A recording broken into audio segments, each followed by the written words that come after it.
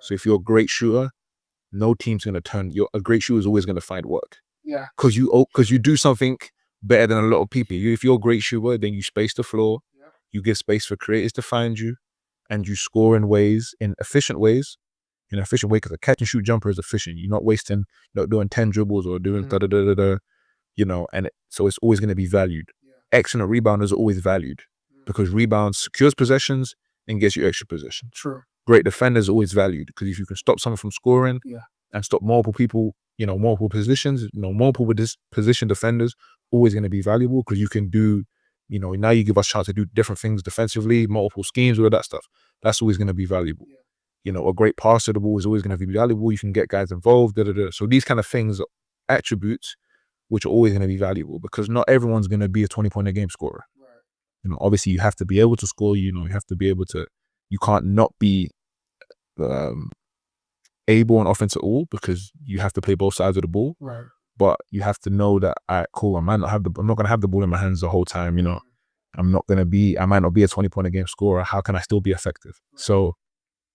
Obviously, like I said, work on everything, but be purposeful in how you work and know what role you're going to have to play on the team and hone in on that. So if you're a 3-and-D, make sure when that ball finds you, you're ready to shoot and you can knock it down. Make sure you can guard multiple positions and that you can rebound and activate there.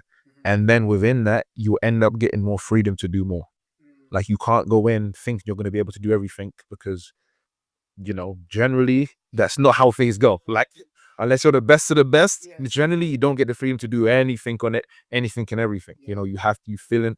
Every team has a role, within that, and within a team you obviously have pecking order of what guys do what and So even the top guys have a role to do this, but even that, you don't have point guards who, are not allowed to, who just shoot and just They have to get guys involved because that's part of their role. You don't have bigs that.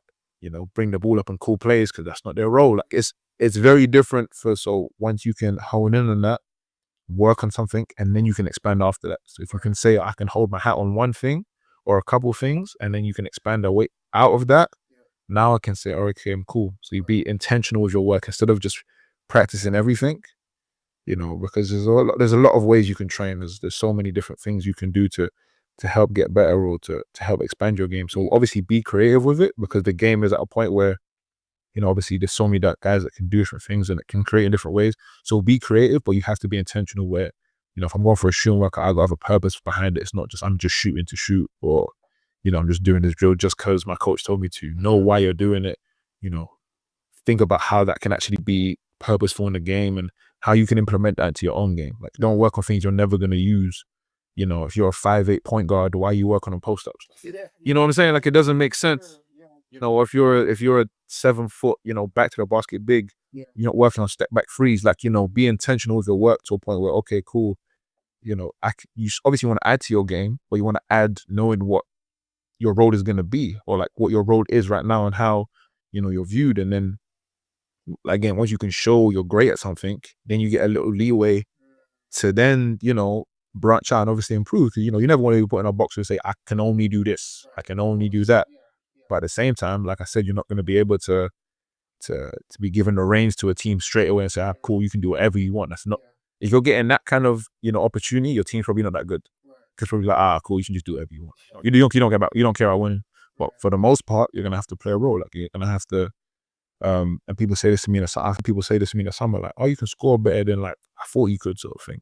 And I was like, I'm by no means a scorer like that. Okay. But obviously you might not see the full bag or whatever because in a team I play a role. And obviously I expand on that and I'm working on being better in that role. But right now, my role isn't the guy that's going to have the ball in his hands every possession. So I might show you something in the summer, like, all right, I didn't know you had that. Because my role isn't that right now. And because I'm being great at my role, which is what got me so far. And then when it comes out, and then when I do a little more, it's because I've earned that little wiggle room because I've been really good at doing, what I do anyway.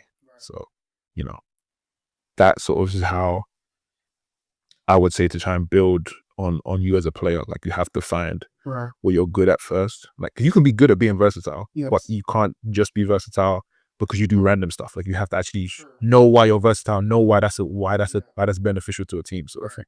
So see, and on that, Carl, like just before, because I got 2 more topics before we wrap up with what I like to call the Beyond the Game segment, like, and shout out to Rashay, because she said, it's one thing where you're in an opportunity, whether it's through your talent or how you conduct yourself, to enter a room and you're with other people who are like-minded or on that level. But Yeah. it's another thing to stay in that room just off your own back. How do you, because now that you've made pro, where some players will be like, oh, you've made pro, you must be chilling now.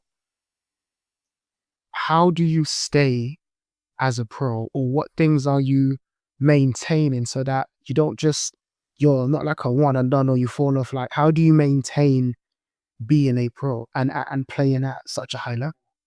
Yeah, I mean, for me, a big part of it is obviously knowing that I'm not where I want to be. So knowing that there's more I can achieve, and there's more, you know, I don't think anyone is ever a complete player. Like, you know, the best players in the world, you know, the internet loves to nitpick and say, oh, this guy can't do this and this guy can't do that.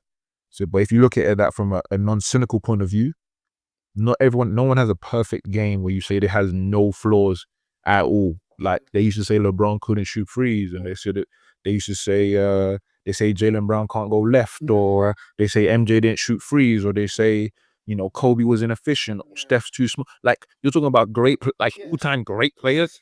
Shaq couldn't shoot free throws. Like, you know what I mean? They're talking about guys, some of the best to ever play the game of basketball. You know, Jokic is an athletic. Like, there's so many, you can nitpick every great player.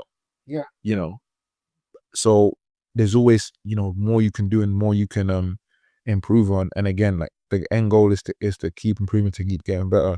So I know for myself that I'm not where I want to be. You know, I've had success, I'm having success, but I'm in no way content by what I've done so far. You know, I'm happy with where I'm at, I'm happy with how things are going, but I'm not content with, you know, I know I can do more.